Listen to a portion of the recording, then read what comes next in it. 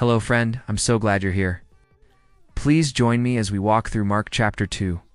In this chapter, Jesus shows us that he is not here just to improve the old ways, but to bring something completely new and to reveal that he himself is the true law. When Jesus returned to Capernaum, the house he was in was packed so tightly that no one else could get in. Crowds flocked to see Jesus, hoping to witness a miracle, hear his words, or bring their own needs before him. 4 friends brought a man who couldn't walk, but the crowd blocked the way. They climbed the roof, made an opening, and lowered him right in front of Jesus.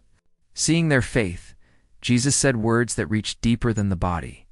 "Son, thy sins be forgiven thee." This stirred the religious leaders, who thought only God could forgive sins. But that is the point. Jesus was showing them he has full authority because he is the fulfillment of the law itself.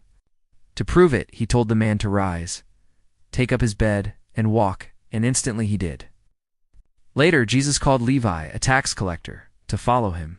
This Levi is also known as Matthew, Levi being his Hebrew or Jewish name, and Matthew being his Greek name. It was common in that time for Jewish people to have both a traditional Hebrew name and a Greek or Roman name, especially if they worked in government roles like tax collection. Matthew left his old life behind, stepping into the new life Jesus offered, becoming one of Jesus' disciples, later chosen as one of the 12 apostles. And he would go on to write the Gospel of Matthew, sharing the story of Jesus with the world. When challenged by scribes of the Pharisees for eating with sinners, Jesus said, "They that are whole have no need of the physician, but they that are sick. I came not to call the righteous, but sinners to repentance." Questions about fasting and the Sabbath followed. Jesus explained, "You don't pour new wine into old wineskins," revealing his mission to bring new life in place of old traditions. And when speaking about the Sabbath, he declared the Sabbath was made for man, and not man for the Sabbath. Therefore the Son of Man is Lord also of the Sabbath. This is a powerful statement about his divine authority.